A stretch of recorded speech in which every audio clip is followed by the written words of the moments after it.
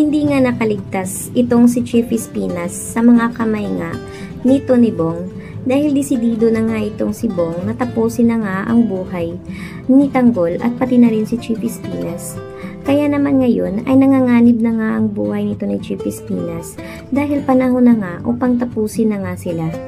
Kaya sa kasawiang palad nga ay namatay nga itong si Chief Espinas sa tindingan ng baril na kanyang tinamo. At dito ay nagulat naman ang lahat ng mga tao doon nga sa bilibid dahil sa biglaan nga nitong pagputok ng baril ni Bong. Kaya nagsisimula na ang kaguluhan at pati nga itong si Tanggol ay biglang na. Pati nga si Tanggol ay alam nga niya na mangyayari nga ito. Kaya ngayon ay nabigla ang lahat dahil nga pinaputukan nga ng una itong ang si Chief Espinas. Kaya naman sinundan nga nila itong si Bong, lalong-lalo na si Tanggol dahil si Bong ay biglang ang nagpunta doon nga sa tindahan nga ni Bubbles upang gawin nga ang kanyang plano na gahasain nga niya ang dalagang ito.